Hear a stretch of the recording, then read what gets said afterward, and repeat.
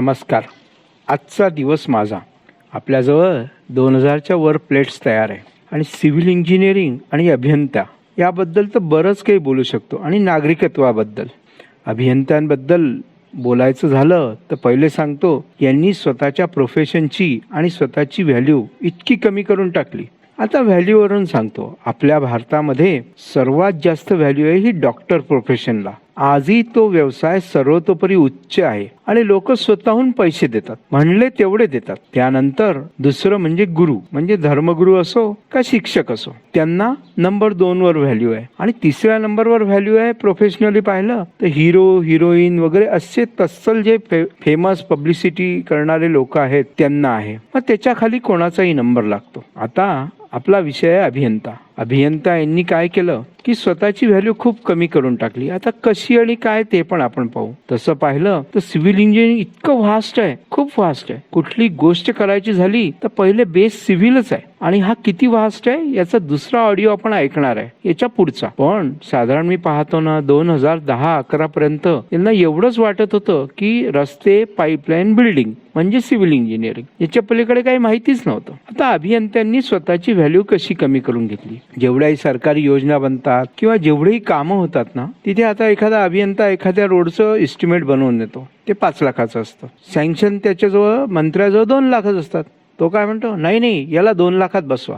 आता या येड्याचं काम आहे सांगायचं, अहो मंत्री महोदय हे 2 लाखात नाही होत. 2 लाखात करायचं असेल तर हा अर्धा पण नाही होणार. कारण हीच क्वालिटी राहील, हीच क्वांटिटी राहील, हे असंच मेजरमेंट राहील. भविष्याच्या 50 वर्षाने हे असंच जरुरी आहे. पण हा गधडा काय करतो, हो भाऊ 5 लाखाचं काम 2 लाखात वेळं वाकडं खोपच्या खापच्या करून देतो. मग काय ते 15 महिने टिकत नाही. बदनाम कोण, अभियंता, कारण भ्रष्ट काम केलं. एखादी स्कीम्स असली, पाण्याची असली किंवा इरिगेशनची असली, एअरपोर्ट असो, रेल्वे असो, कुठली स्कीम असो, 50 लाखाची असली, मंत्र्यांजवळ पैसे नसतात, निधी अभावी ते कमी करायला लावतात. पुन्हा परत मुद्दा तोच, अभियंत्यांचं काम आहे, मंत्री महोदय किंवा सरकार याच्यात एवढं होणार नाही, या क्वालिटीनुसार एवढं कामच होईल, पूर्ण नाही होणार. पुढे जसे जसे पैसे येईल तसे तसे करू. पण नाही, 20 लाख सँक्शन असले तर पूर्णच्या पूर्ण रेल्वे स्टेशन त्या 20 लाखात बसवून देतील. मग काय, म्हणजे बुद्धी नाहीच. कसंही करायचं, समोरच्याचं ऐकायचं. अरे तुम्ही टेक्निकल व्यक्ती आहे, नॉलेज तुम्हाला आहे, क्वालिटी कशी पाहिजे, क्वांटिटी किती पाहिजे, फ्युचर काय आहे, या सगळ्या गोष्टी मुरडायच्या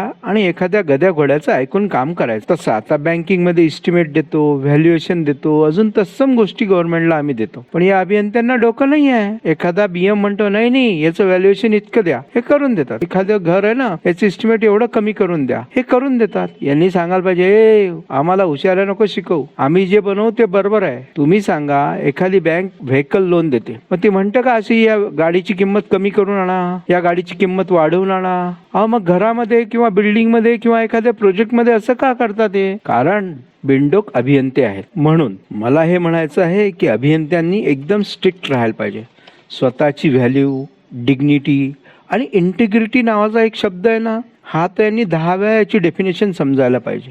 साधं घर जरी बनवतो ना, तरी पण आपण एखाद्या मजुराला काही सांगितलं किंवा गरीबाला काही सांगितलं की तो या अभियंत्यांना सांगतो, नाही हो साहेब याच्याने काय होतं, आणि हा तिथे पण ऐकून घेतो. एखाद्या डॉक्टरला जर तुम्ही म्हणलं की ही गोळी नका लिहू, ही लिहा, तर डॉक्टर काय सांगेल, तुला मरायचं असेल तर मर तिकडे, मी गोळी हीच लिहिणार, माझं जे ज्ञान आहे त्याप्रमाणेच मी औषध देईल. जोवर अभियंते असं वागत नाही ना, तोवर हे तमाम मंत्री, संत्री, गाववाले, बँकवाले किंवा अजून कोणी प्रायव्हेटवाले ही तुमची व्हॅल्यू 0 करून वरून तुम्हाला मूर्ख ठरवायला तयारच आहेत. सिव्हिल इंजिनिअरिंग जवळ व्हॅल्यू नाही, त्याच्यामुळे पैसा पण कमी आहे. वास्तविक पाहता सर्वात मोठी उलाढाल आणि सर्वात जास्त पैसा असणारी व्हास्ट गोष्ट म्हणजे सिव्हिल इंजिनिअरिंग आहे. आज आमचे जे काम आहे हे गवंडी लोक किंवा नॉन टेक्निकल लोकच सराईतपणे करतात आणि छाती ठोकपणे सांगतात की सिव्हिल इंजिनियर की कुछ जरूरत नाहीये, मैं खुद ही कर लेता हूँ. याला काही प्रमाणात सरकारी अभियंते आणि सरकारचे धोरण जबाबदार आहे. याच्याही पलीकडे सांगतो ना, टेस्टिंग नावाचा एक जो खोटा धंदा आम्हीच करून देतो, टेक्निकल सँक्शन नावाचा एक खोटा धंदा आम्हीच करून देतो. असं सगळं खोटं करून करून आम्ही आमची व्हॅल्यू 0 करून घेतलेली आहे. टेस्टिंग आज यांना एवढंच समजतं की फक्त सिमेंटचं टेस्टिंग आहे. आज टेस्टिंग मध्ये एवढं व्हास्ट फील्ड आहे, त्यानुसार क्वालिटी आणि बाकी गोष्टी सर्व